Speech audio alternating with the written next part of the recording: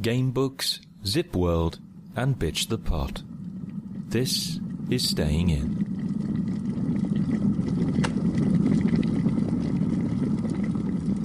Did I ever tell you about my brother and the cat? For God's sake. Do you purposely word these in a way that sound like children's stories? Kind of are, Dan.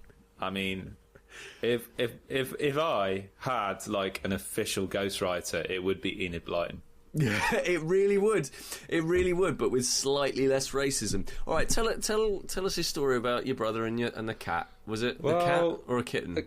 I'll get onto that a bit. Like a couple of weekends ago, I went to see my sister. My sister's a vet, and she lives down south. And I don't get to see her that often because, being a vet, when she's not working at the surgery, she lives above the surgery.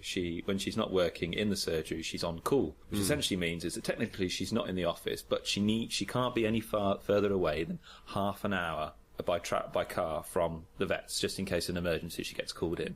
Yeah. And so it's not often I get to see her. So I went down with my family to see my sister, and we were hanging out in her house, and she was on call, but she was there, she was in the vet, so it was fine. And but her phone went, and she had to go and sort something out. I think an animal had been hit by a car. My sister had to go down and do like emergency surgery on it and things. So we were just chilling in her house, a flat above, and we thought we'd go for a walk around the town. It's lovely, there's a lovely church there and stuff. So we went for a walk, and my brother, which you've not met personally, physically, you've spoken to him online. I don't think I could be in the same room as two Derby boys. No, it's like a Highlander situation. Yeah. Who is the most powerful? Just to give some backstory for listeners who aren't aware of my brother, I can tell you two examples of my brother that will hopefully give you a sense of the kind of character he is. The first is that at one instance he managed to lock his car keys in the house and his house keys in the car at the same time. I don't even know how that's possible. Logistically, how is that even possible? How? Yeah, go on. Like, the second one is he told us the other weekend that he can't eat apples physically. He physically can't eat an apple. And I watched him eat an apple, and his teeth are just glancing off the outside. They're not So, does he think there's some kind of magnetic field around it that's kind of like, I just can't get to the apple? But he's one of the smartest people I've ever met. And he is probably the funniest person I've ever met on the planet Earth. Right, Hands down, he's hilarious. And anyway, so we went down there. So we went for a walk, and my brother was looking for an excuse to go for a walk because he's addicted to Pokemon Go at the moment, which we talked about a few weeks ago. Yeah. And so he said, I'm going to stay behind here, and I'll catch up with you. So we ended up back at my sister's flat, and she has a cat, my sister. She has, it's like a rescue cat. It's called Kitten. It's a little black cat with a piercing yellow eyes that I've met a few times, because last time I went to stay at hers, I woke up at 4 a.m. to find it on my face because I thought it was outside, but it had just been sleeping in the wardrobe and wondering who the hell I was. And it's not the most sociable of cats. So I don't know, he sounds pretty sociable. Yeah, it was stealing my body warmth down. That was about it. Stealing. So anyway, so we were in my sister's house, and my brother says, "Oh, I found Holly's cat. I found it by the petrol station when I was getting a Pokemon." So he brings Holly's cat back in, Kitten. Right. Yeah. And it being Kitten, it's very antisociable. It's kind of like it's looking at us like who the hell are you? What were you doing here? Yeah, kind of thing. Yeah. And not really settling around. It's because Holly isn't there. Holly's downstairs in the vets. Saving lives as my sister does. Yeah. And so we're playing some board games for about 3 hours or so. I think we played Jamaica, which you played actually last weekend. Yeah, marvellous. Chilling. And stuff. So what's the cat doing at this point? Wandering around. It doesn't look like Jamaica. it's settling that much. Yeah, Jamaica. it's not settling that much, that kind of thing. And then my sister comes up. She's on a break. The cat's just now, I think, being sedated or something, and it's just resting. My sister comes up, and my brother's holding my kitten. He goes, "There you go, Holly." She's like, "That's not my cat." Yeah. So basically, my brother had stolen the cat, and we had it for 3 hours in my sister's flat, just assuming it was hers, assuming that because it was not, it was a bit wary of us, it was because it was my sister's cat. Not that it was not used, didn't know any of us or this place and was bricking it. Didn't know any of us. Exactly. What did you do? Like at the end of it, did you just let him out? My brother had to go. My dad had to drive my brother back to the location at night. Basically, open the car door and chuck it out. and drive back. Like some sort of mafia hit. Basically, yeah. Don't tell anyone where you were. The hilarious thing was that we didn't know where my sister's cat was then, because we assumed it was this cat. Because my dad was worried about this cat escaping, so he'd secured the cat flap, which basically stopped this stolen cat from escaping, but also stopped my sister's actual cat from getting in. By the sounds of it, I think your sister's probably quite happy you don't come down and visit more often. Yeah, causing absolute mayhem.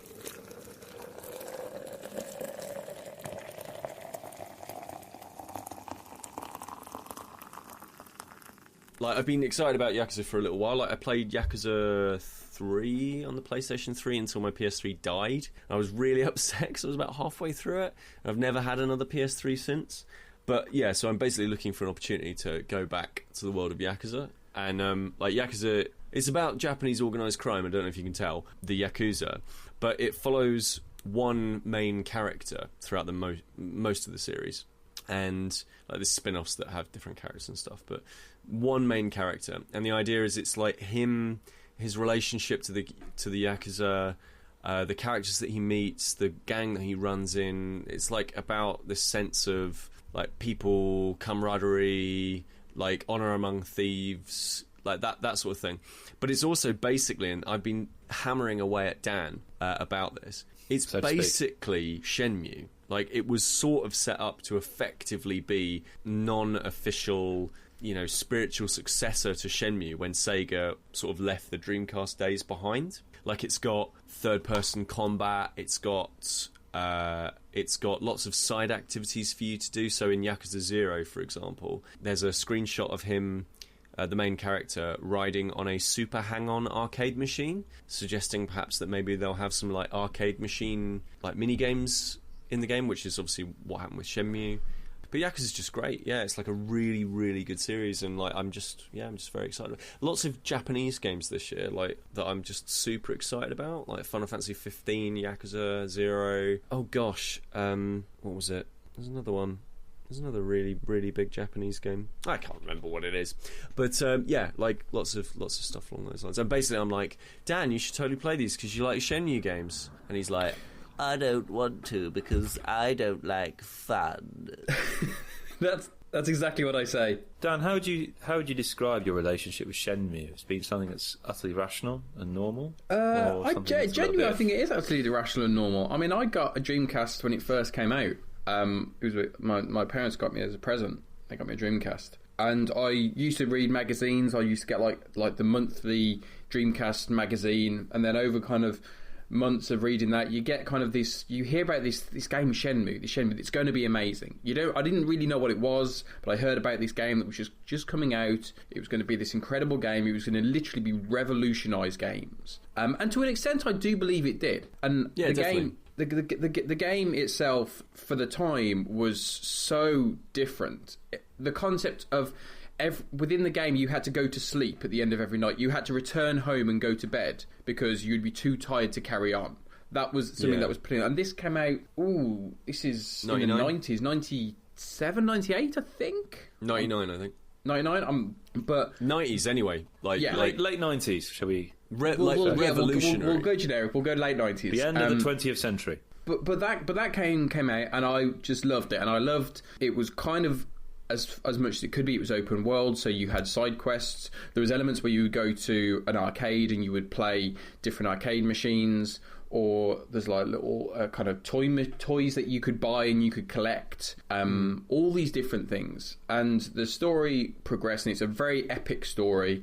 And then the second game came along, and that game continued that, and it was amazing and was really well received as well. It wasn't just a case of it was a really niche thing. It was very well received within the realm of the Dreamcast, but obviously the Dreamcast wasn't selling, the Dreamcast wasn't doing well, and it kind of faded, and with it, so did Shenmue. Now, it had a brief renaissance where Shenmue 2 did make an appearance on Xbox, but because it came out quite late in that kind of platform, and it didn't have the support behind it, it didn't really go anywhere, and so it just kind of disappeared. But the problem with Shenmue is that it did have such an epic story that at the end of Shenmue 2, there was literally the way which Shenmue 2 ended. It very much changed the scope of the entire series. It was that took it in a completely new direction, and so for the story to end there, as a fan who's loved these games, it was heartbreaking. Now, P, you've mentioned a number of times about Yakuza, and Yakuza, I'm not sure when the first Yakuza came out, but it was a good few years after Shenmue, and I think by that time I wasn't wanting to play a game like Shenmue. I was just wanting to play Shenmue. I wasn't kind of craving the mechanics of Shenmue. I was craving the story, and I wanted to know how that finished. Now, last year, Shenmue 3 was announced as a Kickstarter. I jumped right on there, paid my money. I basically looked at it as a pre-order, so I've got Shenmue theoretically on my way at some point in the next 10 years. There's a space already for it on your shelf. There's a space already. Well, in my digital shelf, it's sitting there because it's only a download that I get, and I'm fully expecting it to be terrible. I'm expecting to not enjoy it, but I just need closure, and that's literally all it is. I need closure on it, and so that's why when you talk to me about Yakuza, I like the idea of it, but I'm not sold on it because I'm not really interested. The reason I'm interested in Shenmue is because it's Shenmue. I'm not interested in just playing another game like Shenmue. I've got plenty of games I need to play. I can't get into more series. Right. Would it help that... Okay, here's my top 3 points about why you should get this game. 1. Hang on, does this need a jingle? No. 1. You can walk around Japanese... real life Japanese city environments, and they are as bright and vibrant and as incredible as you would think they are. They are like digital tourism. They're amazing, right? 1. That's my first. Kris is now interested. Yeah, Kris is now interested. Second point. Throughout the game, you get access to lots of different trinkets and items and pickups and stuff like that. And there are a number of very detailed, very garish, gorgeous, overly colourful suits that you can dress up in, and that your people have access to. And Go on. Number 3, to defeat some enemies, to defeat a whole bunch of enemies, like you're fighting them in like fisticuffs, basically. And the more powerful the move, the more spectacular the effects that spark off of your feet and fists and stuff like that. And there are a wealth of essentially wrestling moves that your character can take part in. So in, I think it was Yakuza 3, which I played, where I finished off one of the characters by booting him so hard in the face that sparkles came off of my feet. It was amazing, Dan. Well, those are 3 very good arguments. Yes. Unfortunately, none of those arguments fight back against the theory that it's not Shenmue. And that's what I'm looking for. I appreciate the sparkly suits sound splendid. They are. I have no doubt that the surroundings are beautiful. Yep. And maybe if it was just a one-off game that I could play and there's no interest in kind of playing more of that, I might be more interested. I can't get into another series at the moment because I've got a shelf full of games to play. Yeah, you've got a billion games. Exactly. You know just as well as I do. I have a horrible habit of starting games and not finishing them, to the point where I think at one point you guys came round and I think you came to like 20 games that I got but hadn't finished. And we got into this pattern that every time we come round, we'd set ourselves the task that by the end of the weekend we'd be with you to finish a game. What was that? What was the last one we did with you, where we came round and we watched you finish a game from your pile of shame? I'm not sure. I'm trying to think. Maybe it's a Tomb Raider. Might have been Tomb Raider. Yeah, it might have been actually. Or I know we did Rayman Origins. Yeah, that was the one I remember. That was dope.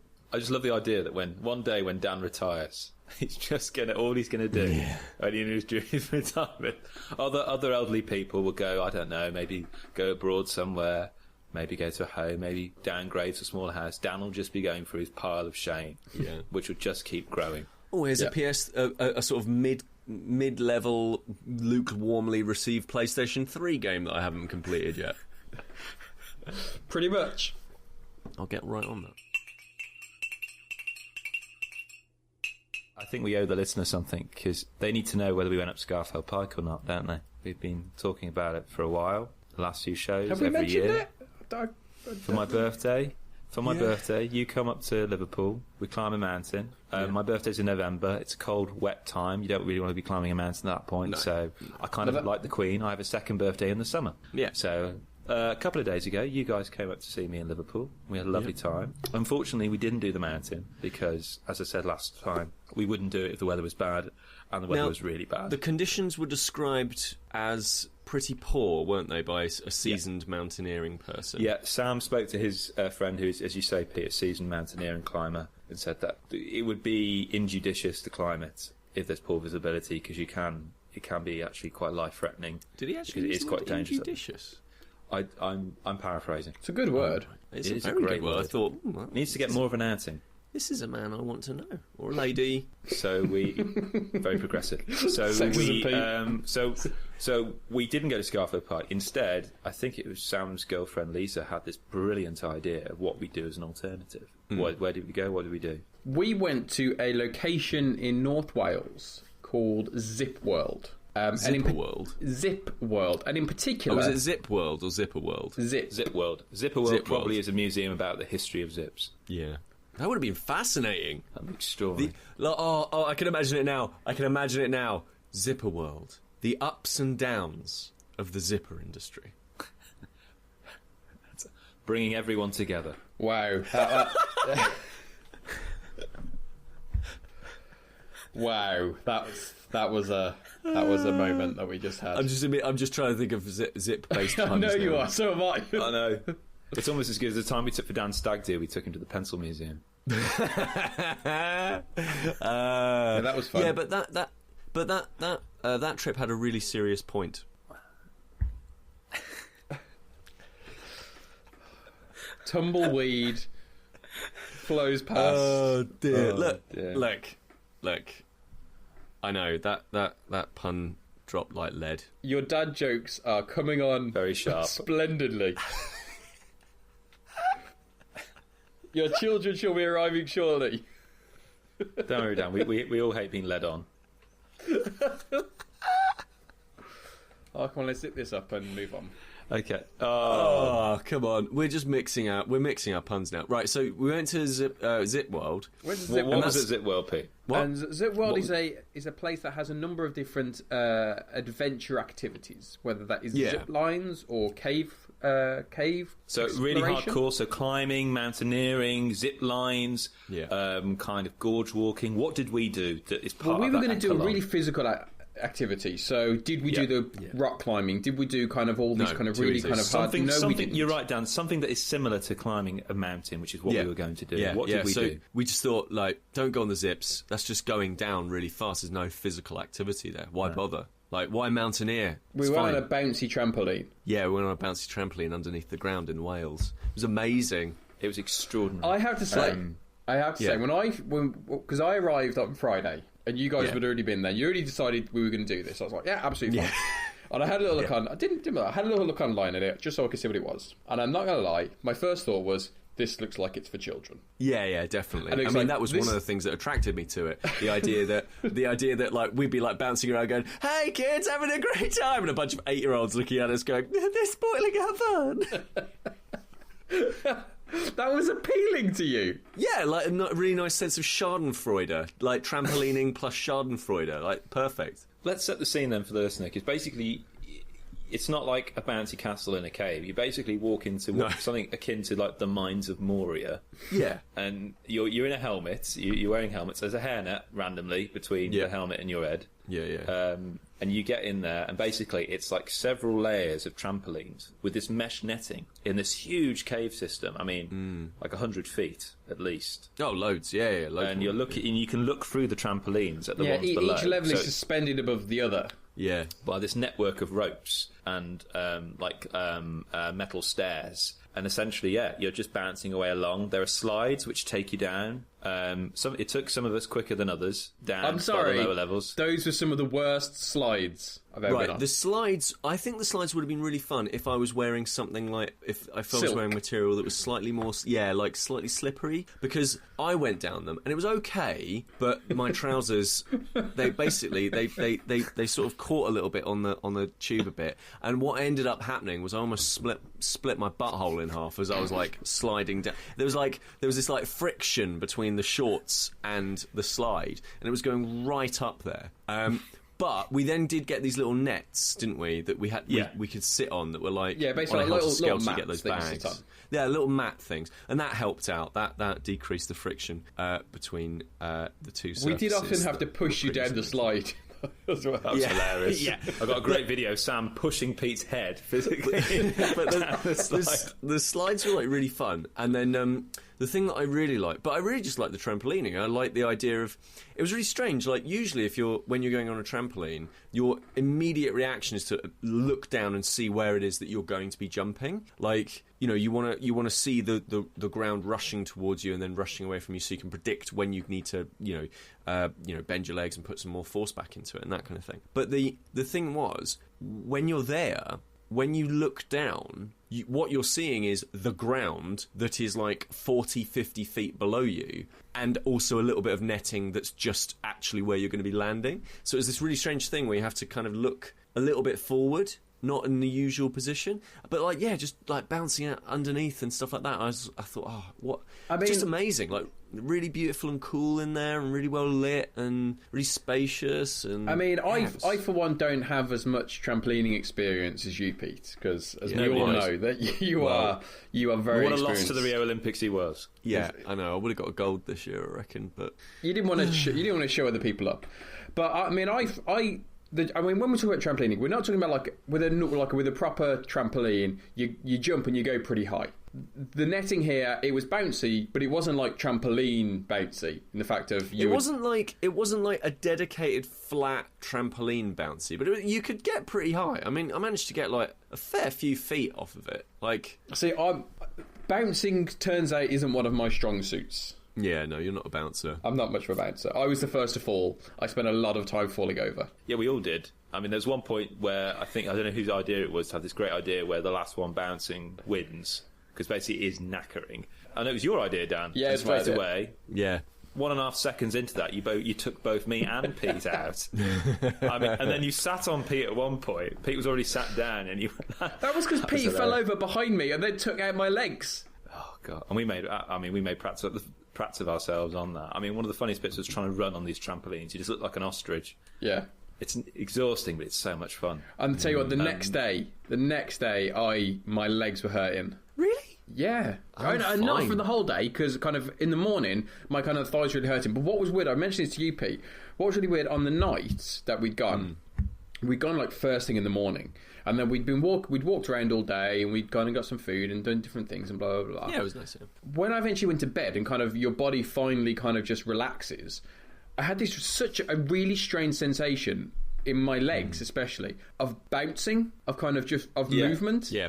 It was a really bizarre thing. Just lying there thinking, I don't feel like I'm bouncing, but my muscles, there's a sensation in them that I can only compare to when I was jumping up and down on the trampoline earlier. It was really weird. Yeah. Did any of you guys get that? Yeah, I got that as soon as we left it. There was one point where, because like all the trampolines are lattice pattern, and because it's quite dimly lit, it's not like brightly lit or anything, which gives it atmosphere. They're like at some points are these kind of metal platforms which are also latticey. So sometimes, like, I would bounce off the trampoline onto what I thought was another trampoline, but it was actually just a solid metal kind of like gangway. And I feel like my ankles were about to shatter. And as we were walking out of the cave system afterwards, my legs felt like really kind of like they had a bit of an extra bounce to them. So it was quite cool. No, great. I really recommend it. And we had a lovely photo taken to commemorate that, which I think the three of us have put into as fridge magnets. It's on my fridge now. I'm looking at it now. Yeah, it's on my fridge. A lovely picture of 3 figures soaring through the air, and one figure sat on his arse. Look, I was tired. I'd fallen at this point. What was great was the woman who was taking the picture of us had said, okay, on the count of 3, jump. Okay? Yeah. So she started counting. She went, 1, and immediately on 1, Pete, who was standing between me and Kris, put your hands on our shoulders and push yourself into the air. So I just thought I'm gonna give this all it's worth. I'm gonna get myself a little bit of an extra leg up on this and just start the bouncing early so I can get into a decent rhythm. Oh, and what a metaphor for our friendship that was. Well, because you were kind of oversold it to begin with. By the time she got to 3, by this time you'd fallen over and you were sat down. So we were all up in the air. You ruined yourself there, Pete. But yeah, good time. And we stopped off and had fish and chips on the way back. We went to Colwyn Bay, sat by the seaside, eating fish and chips. Again, for the second time. It was lovely. Yep. Yeah. Classic British summertime activity. Go to a fish and chip shop, go and pull up to a bay, it's raining, you eat the fish and chips in the car, and then you drive back home again. Like, classic British summer activity. And great. To be honest, I loved it. I thought it was great. And then we came back, we played a load of board games. Dan, at long last, played Dice Masters. Yep. Pete, you played Odin's Ravens with me, our mutual friend. Odin's Ravens. Oh. Beautiful little two-player Great game, isn't it? What a lovely game. From Osprey Games. Yeah, so our pal Duncan works at Osprey Games, doesn't he? I don't know his exact job title, but we're going to call him King of Games. Yeah, King of Games, Duncan Malloy. Basically, he's our pal. And he's been going on about, this Odin's Ravens game, right? Well, I'd heard of it before, and I'd heard you guys talking about it a little bit, and I just thought, I'll have to give this a go at some point. I never grabbed it. I never actually purchased it. I bought, what was it? What am I looking at? King is Dead? Yeah, The King is Dead. I bought The King is Dead, and I absolutely really, really love that. One of the things that The King is Dead has, which is just really clear throughout Odin's Ravens, and I think the rest of their games, is the production value, the quality of the pieces is just, it's just another level. It's like every one you buy feels like the deluxe one. It's just really, really nice. But yeah, Odin's Ravens, man, like Kris, you were showing me this, and it's basically a race between two ravens, 2-player game.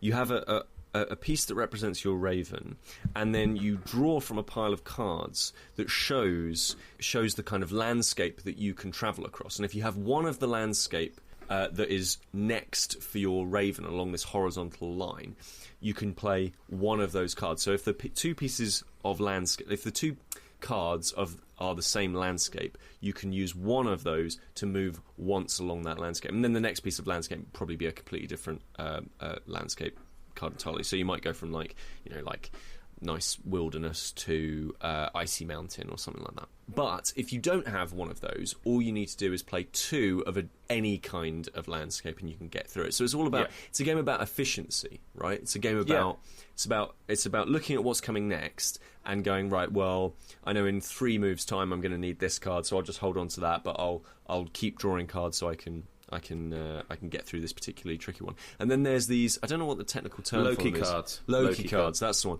Then there's these Loki cards which change things up. So it's almost like things that affect other players or can affect you. So it's like pushing a player back or pushing yourself forward or removing parts of landscapes entirely so you can just skip past them. Like you might get to a bit where it's particularly thorny and you're just pulling the wrong cards and it's just not happening. So you just play a Loki card and you get rid of it.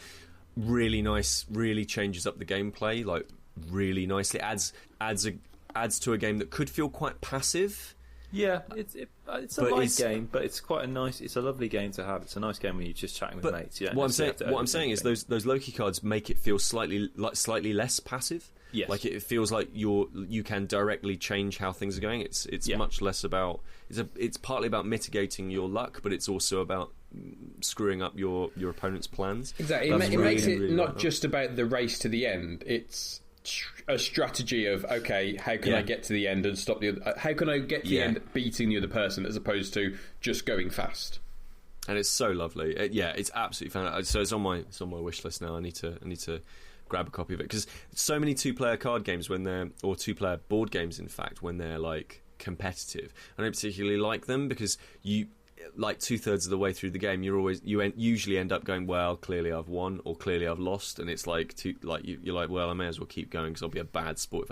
But Odin's Ravens never really feels like that. It felt really close between you and me, Kris. It felt like the race was always on.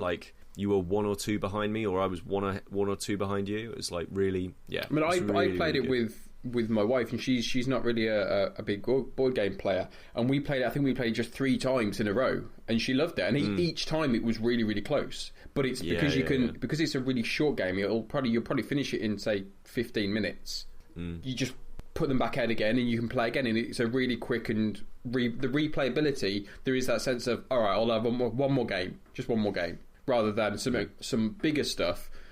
You dedicate 45 minutes into playing, and you're like, okay, I'm not going to play another 45 minutes of that. It's such a short kind of.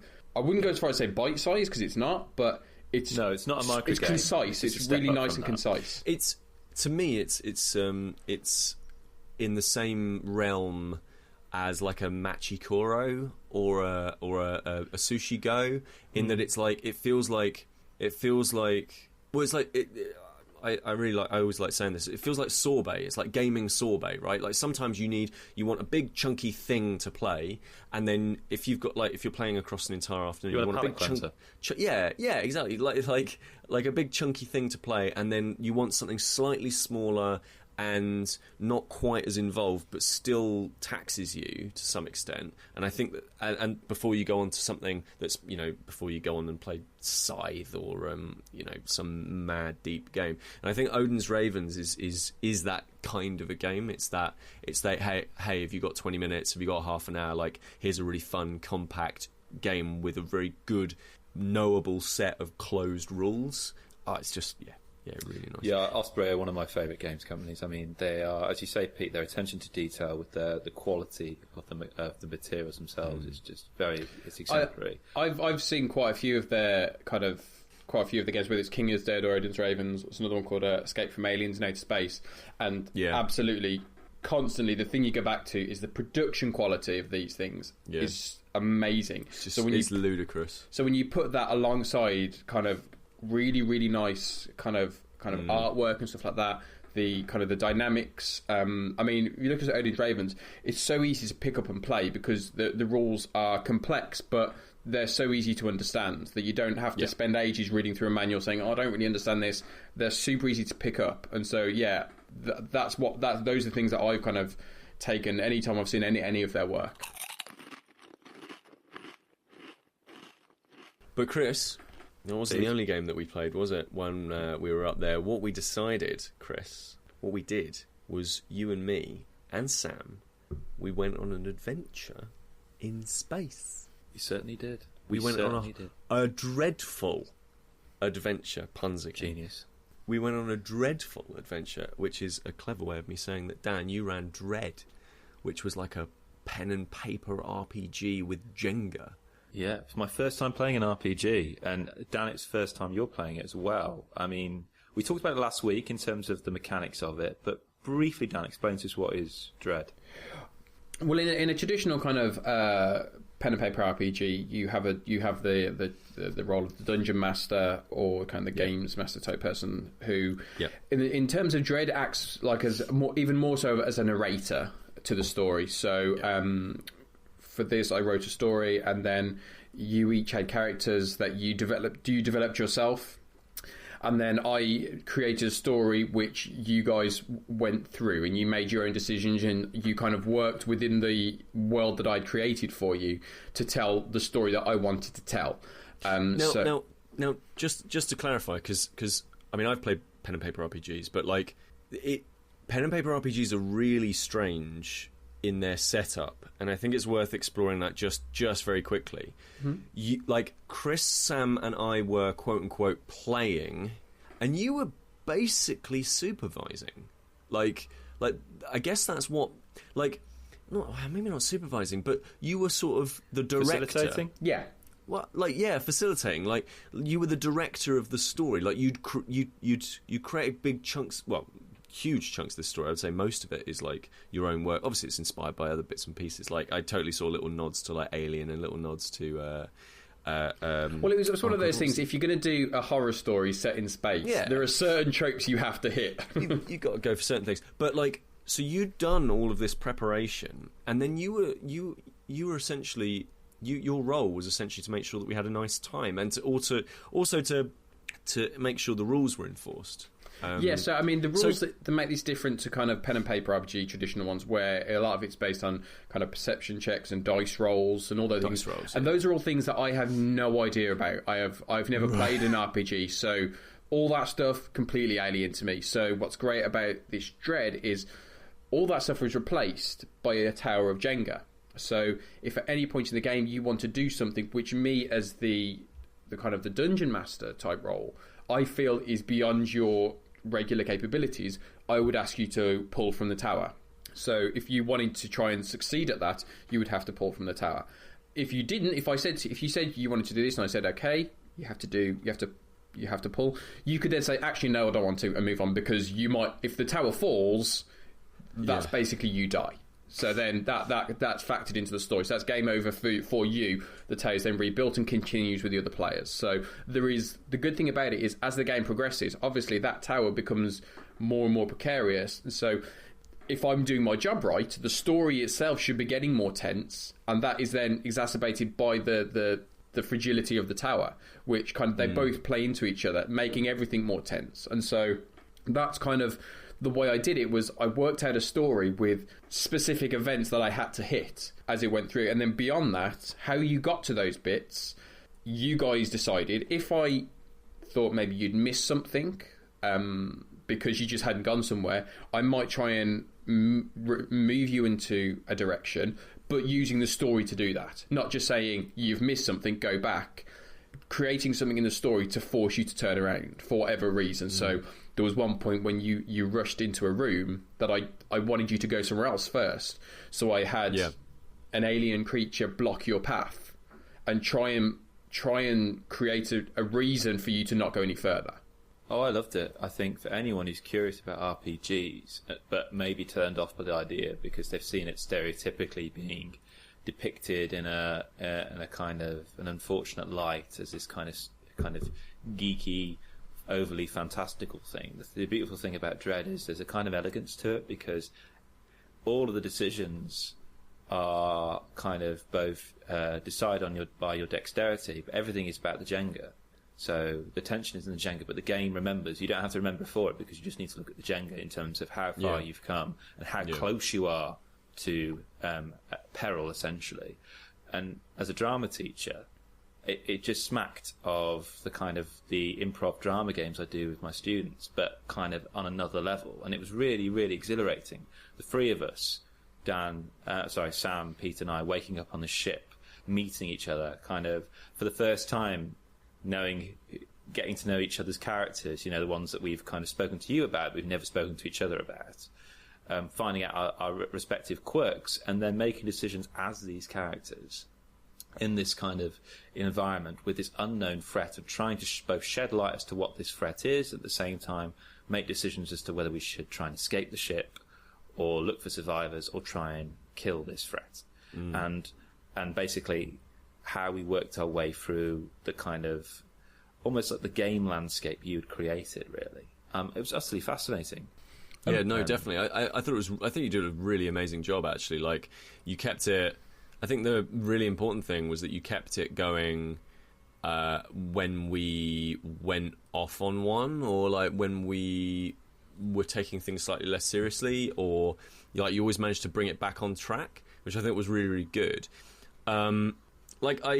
I guess, and it was also like a rollicking story. Like, I felt like I was there, and I think that's what pen and paper RPGs do really, really well. It's that feeling of, like, for the first 10 minutes, everyone's a little bit like, oh, this is a little bit silly and whatever, and yeah, we're slaying dragons in the tombs of Drachmor or whatever, or we're space citizens, and we're going out here and we're finding these weird creatures and stuff, and you're like, yeah, for the first 10 minutes it feels a little bit awkward, but then you get into it after those first 10 minutes, so like all of those boundaries are gone because you've come up against something really messed up or really, really cool or whatever, and then like you start to sink into the characters, and then suddenly you're really invested. And like, I think your story did really, really well with that. Like, it had those moments of, okay, here's a significant plot point. It's going to draw you back into the thing. It's going to keep the focus on the story and stuff like that. I thought it was really good. I thought it was really, really good. And actually, I really liked Dread. I thought Dread's I really thought Dread was good. It feels like a really good entry point into like getting into pen and paper RPGs, doing away with that, as you say, Kris, like this misconception about what pen and paper RPGs are, making it much more accessible for, you know, I would have no problem whatsoever, you know, playing a game of Dread with people who are just like quote unquote like non-gamers, like people who just don't see themselves as people who play games but would happily play a game of Monopoly or, you know, or something a little bit like straightforward, you know.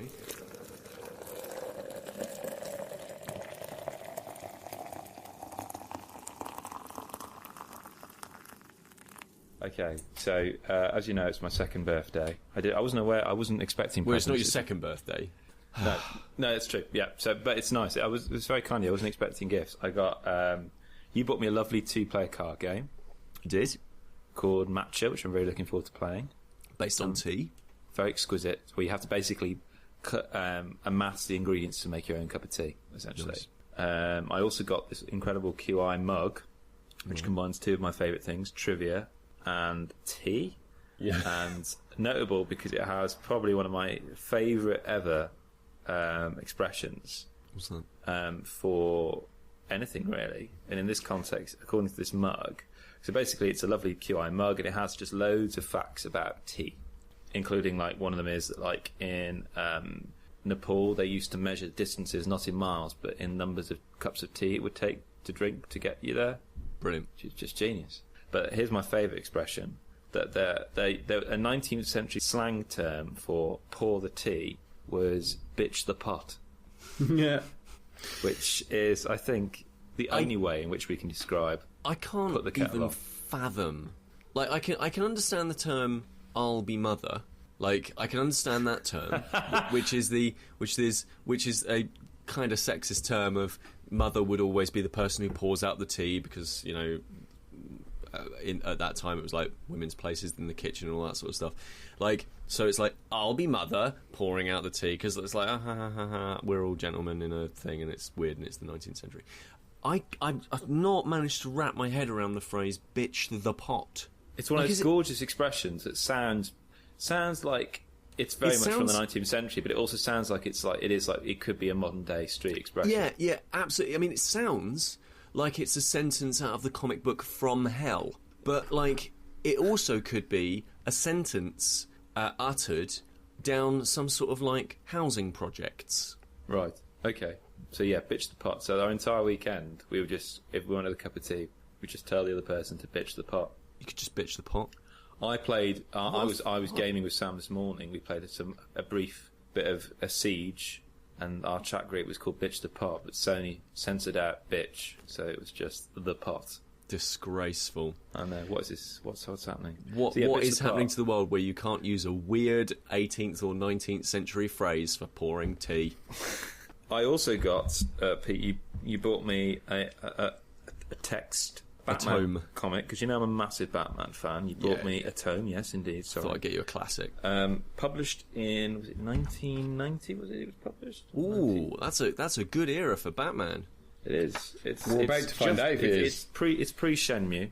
Mm-hmm. Yeah, pre Shenmue, but post Frank Miller. And published in 1990. Frank Miller going utterly bonkers. But yeah, But it's not Frank Miller, is it? Who is it? Who is it, Kris? Well, Who's the writer? he was probably the Frank Miller of his day. A gentleman called Pepe Moreno. Oh, okay. Who's written this text, Batman Digital Justice, and there's a kind of a badge on the front emblazoned across it which says that this is computer generated. This book. Brilliant. All the visuals. Yeah, and essentially what it is, it's a graphic novel that was drawn on a computer. I mean, it's probably one of the most hyped books. More hyped than I think The Cursed Child. I've had a flick through this, and the visuals are, let's not muck about. Like they look like the sort of sprites that you would get in the original Doom. Yeah.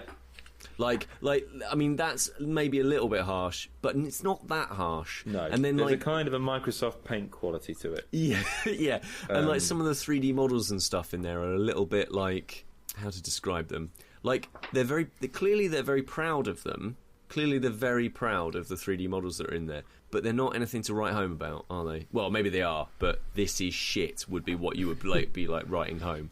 I mean, I had a quick look through it as well, and there's a lot of things to say about it, and there's a lot of things you can like and dislike about it. And personally, my favourite bit was its use of smell and scent. Yes, I was literally about to comment on that, Dan. Dan, how would you describe the smell? So Pete just spat out his water. As a birthday present. How would you describe the smell, Dan? What does it smell like to you? Musky. Musky? No, it's not musky. I'm imagining it's the smell of a musky old man's pub. Yeah, it's stale cigarettes and sadness. But like it certainly smells terrible because it's out of print. Basically, I assume it's out of print. I assume DC went, let's just leave that. Let's just never ever talk of this ever again. But I mean, you're saying it got hyped up, didn't it? It got incredibly hyped up. Smart boy for you, Chris. Who hyped it up? I think it was. Here we go. I'll read you the back actually. So it's this little bit here, just to quote here.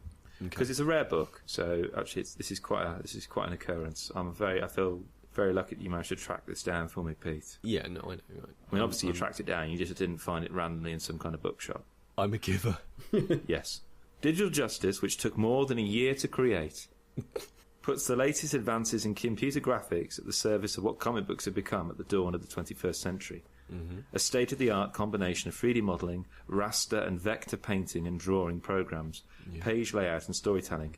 It was produced on a Macintosh 2 system with an 8-bit, 32-bit colour board, a system palette of 16 million possible colours, 8 megabytes of RAM, a removable 8 megabytes of RAM, a removable 45 megabyte hard disk drive. Very detailed in terms that of is very detailed. This is basically a guy who spent a lot of money on his laptop. 19-inch Trinitron monitor. It's even given the specs as to how big the monitor was in which they were looking. This is like the first example of those dickheads that you get on internet forums who they'll write out their piece of hatred into like a GameSpot game forum, and at the bottom it will be like, and this is the spec of my PC, like in every forum post. You'll be like, what? I don't care. Yeah, so this is the novel equivalent of that. And then what happened? And many of the software programs used in creating the book were in beta version, but are now available commercially. The lettering was designed to duplicate the look and charm of traditional comic book hand lettering. Very detailed and really not needed. No.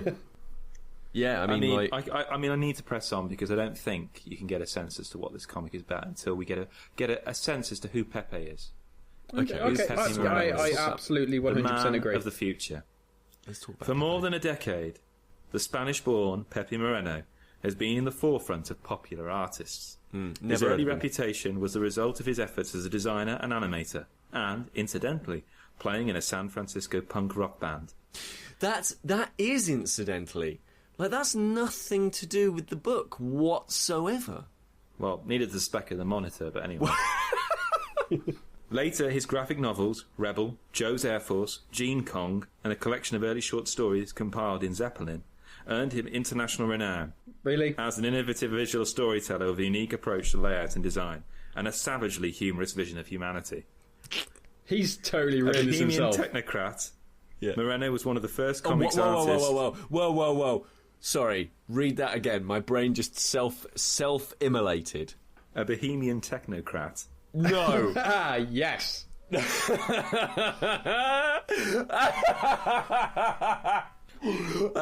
That doesn't mean anything. A bohemian technocrat? That's not even a word.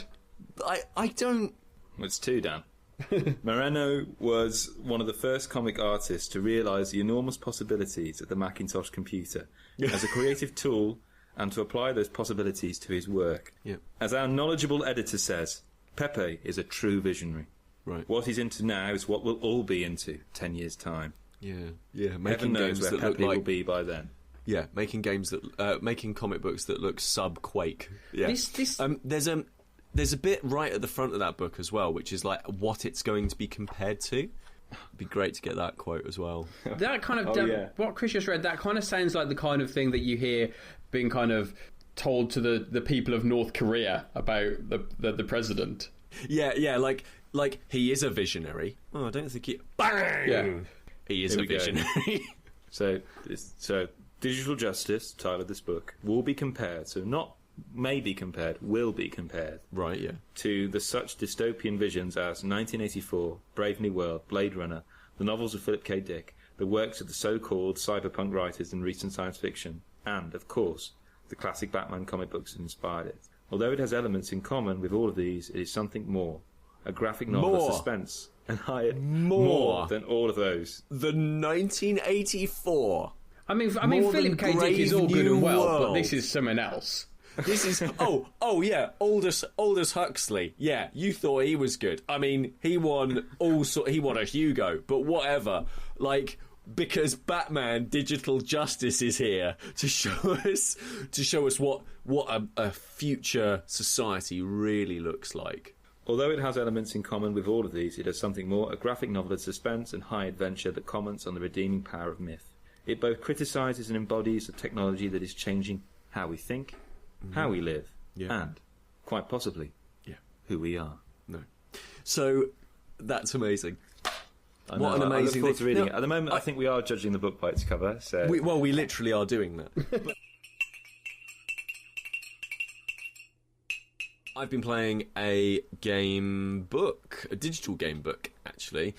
I've been playing it for a couple of hours now, because I literally got sent a code this morning of the day that we are recording this, and I was very excited.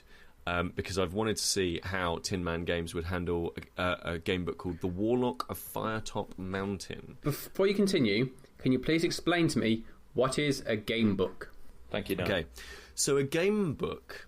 Do you remember back in the day, you would go into a library and you'd walk past all the like you'd see A, architecture, no interest. You see B, We're not going through the alphabet.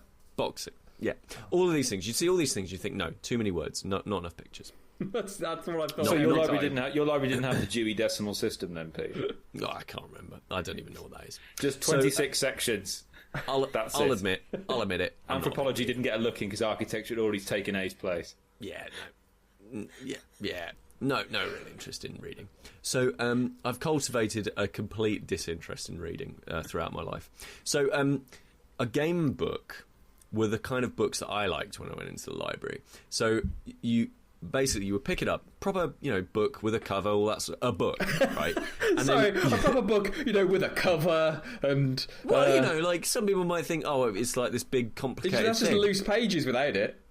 Well, it's just it's like if somebody says game book, like it's not quite the same thing, right? But it's just a book with a cover. However, so you open it up, turn it as you traditionally do to page 1, and it will give you an introduction. It will say this is what a game book is, and the idea is essentially that you will read through the book, and at certain points the book says, right, you can make a choice here. You can either turn left or you can turn right. If you go left, turn to page 43. If you go right, turn to page 207. Like Make Your Own Adventure. It's like the I Ching. Yeah, so all of these things. So I think they were also referred to as Choose Your Own Adventures. Yeah, my stuff brother like had a that. Goosebumps. Yeah, so there's a bunch of different places did this.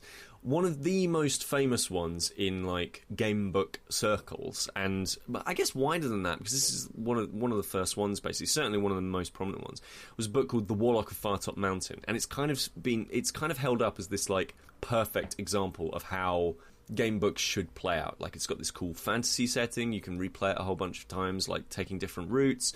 You go like different routes would allow you to sort of double back on yourself, which was actually it's slightly more complicated than that is actually a fairly complicated thing to do. Like, and obviously all of these books, which incidentally were written by Steve Jackson and Ian Livingstone, those names should be very, very familiar to you. So Steve Jackson and Ian Livingstone, they helped. I mean, Ian Livingstone, for example, is the dude what helped bring over Games Workshop. In fact, I think both of them had a hand in bringing over Dungeons and Dragons and like other big games like that. Like, they really kickstarted the UK's like fantasy geek circle stuff. Like, America had like Gary Gygax and that clique of people, but in the UK it was like Steve Jackson, Ian Livingstone, and like a select number of others. And so they both wrote these books, and this is from both of them. And it's like, as I say, it's like this fantasy setting, really interesting adventure, and the idea is that you start out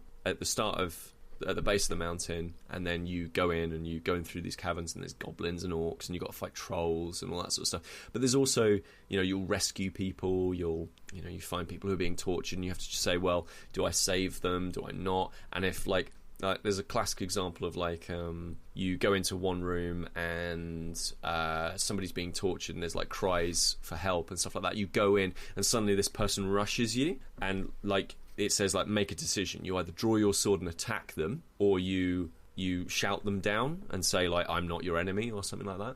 And depending on what decision you make depends on what the outcome is. You could immediately attack them and get into a fight. We'll come on to that in a second, and maybe kill them, or they go, oh, okay, you're actually my friend. They break down, they start crying, and then they're here, take this thing, it'll help you in the next part of your quest. An RPG, basically. These are effectively RPGs in literary form, right? There is a combat system as well in this original game book. I'm still talking about the original game book here. There's a combat system as well, and it was based around rolling dice, I think it was, and essentially you have a certain amount of I think there's 3 stats: skill, stamina, and luck. And you essentially do skill checks, dice rolling skill checks, and you have stamina, so you can take a certain amount of hits. You deal a certain amount of damage. You get different weapons that adds scores and armor and stuff like that. All of these things. I actually played a PSP and an iPhone adaptation, 2 separate adaptations of Warlock of Firetop Mountain a few years ago, and I thought they were pretty good. They were pretty standard. Felt very much okay, yeah, this is just a digital version of a game book. Tin Man Games, I thought this is going to basically be roughly the same thing, because Tin Man Games make a lot of these game book choose your own adventure style things, and I kind of thought, yeah, they'll probably end up going down this relatively not boring but quite kind of safe, yeah, let's just do this one book justice and just play it quite safe. And actually instead what they've done is they've made this genuinely fantastic adaptation that is way more than just a game book. Have you guys played any Twine literary fiction where it's you choose your own adventure stuff, where it's here's a whole bunch of text and then you have 3 options? I think I played a few of them when we were a few months back when we were planning making our own game, the Christmas game we made. Yeah. In kind of prep for that, I played quite a few of those. Yeah, so there's games like that, Hitchhiker's Guide to the Galaxy, which we've played before, and all that sort of stuff. So that's kind of the format, and then everything is visually represented in this gorgeous 3D kind of feels a bit like the tabletop miniature game that I think Games Workshop did a version of it. There was a miniatures version of the Warlock of Firetop Mountain at one point. It feels a little bit like that. It feels like this really, really deluxe board game that you're playing. You're still making choices like go left, go right, or sneak past the guard, or stab him in the guts, or whatever. But it just feels so much more of this luxurious version of it. It feels like they could have just done a really easy, you make your choices and that happens, and it's all done through text, and that would have been fine.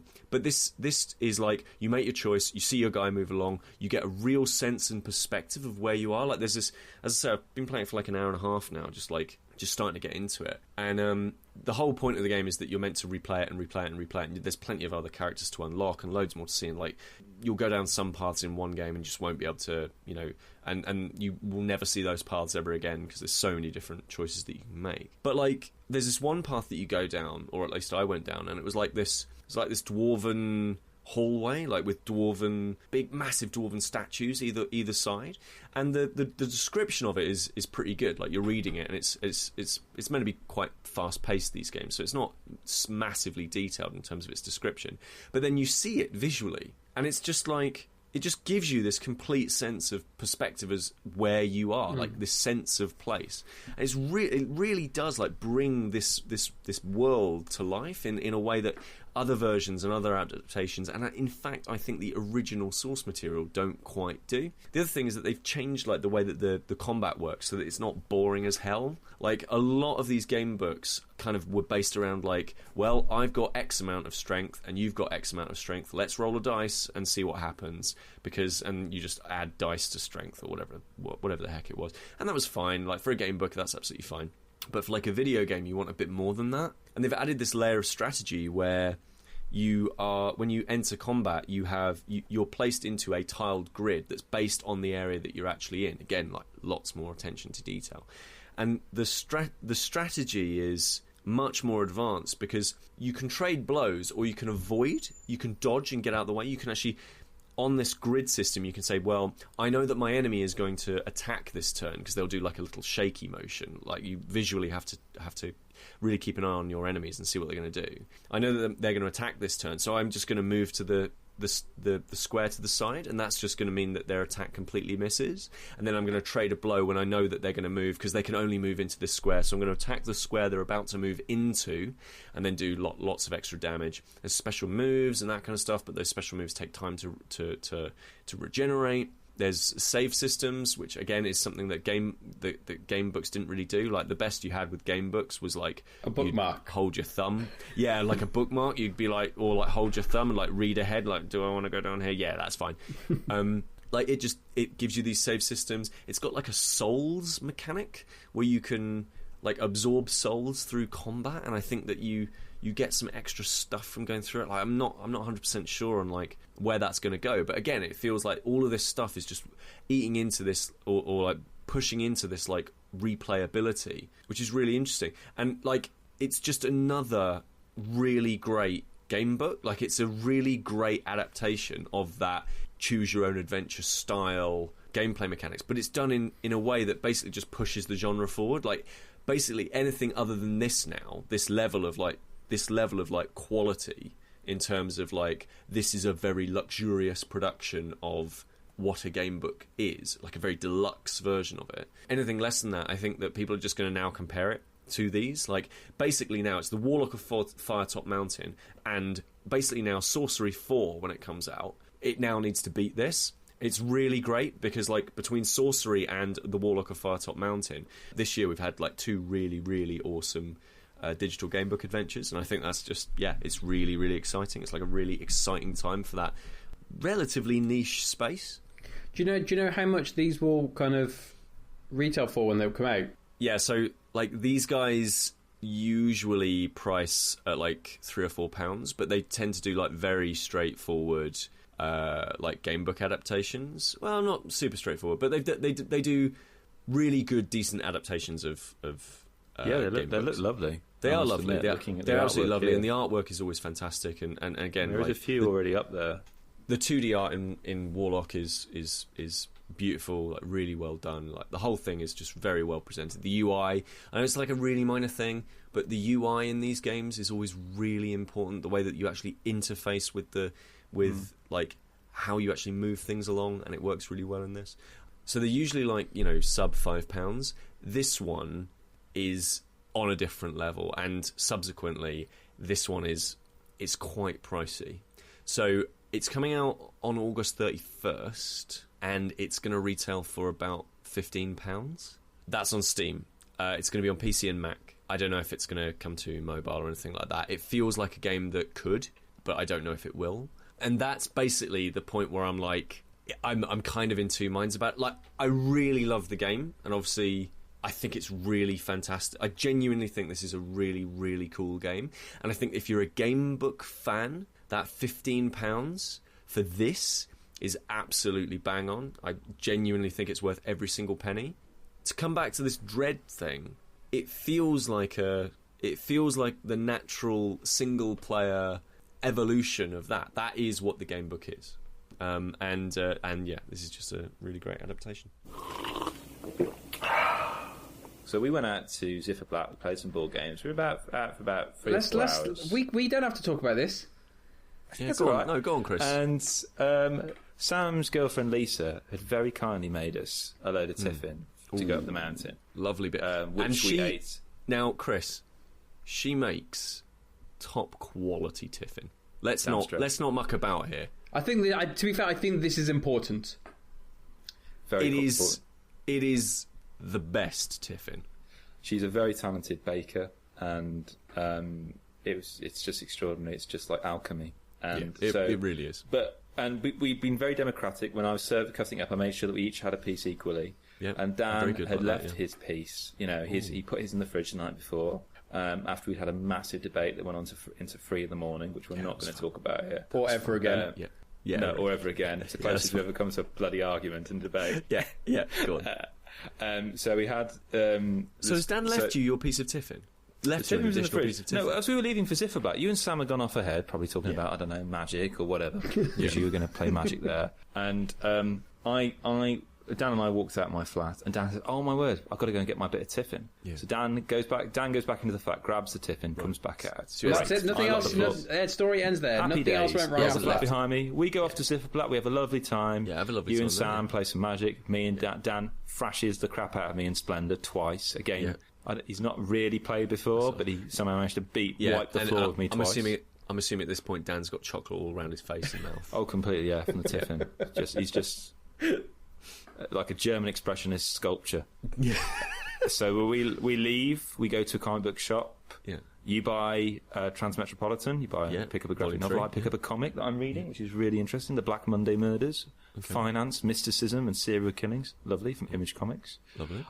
I take you all to the train station, we all say bye. Sam wipes a tear from his eyes, he says bye to us. Yeah. We all go on the train. I saunter back to my flat, it's about half an hour walk. Yeah. Walk into my flat to find the fridge door wide open. Now, I believe that... What a parting gift. The combination of my excitement to get tiffin and my excitement to experience Zifferblatt for the first time, I believe that I surely closed the door with such force of excitement that the door stayed still and you pushed the rest of the fridge away from it. Exactly. I think... Dan, I think what happened... I think as I closed it, maybe I closed it with such force that the door bounced and maybe reopened. No, let me paint you the reality of what happened. What happened is, you went in, went, oh no, tiffin, opened up the fridge, tiffin, got the tiffin, grabbed the tiffin, started eating the tiffin, and walked away from the fridge without another thought. Just simply went, tiffin, I have succeeded, and left the room. That is amazing. That is amazing. A bohemian technocrat.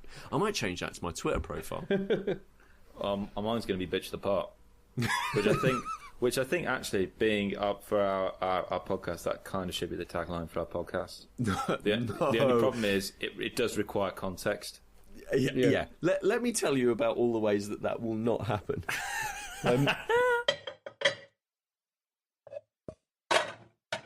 That was Staying In with Peter Willington, Dan Frost and myself, Kris Darby. If you enjoyed this episode, please leave us a review on iTunes or wherever you get your podcasts. Visit stayingin.podbean.com for more information and links to the comics, movies, games and more covered in this episode. And come find us on Twitter @StayingInPod. Thanks for listening.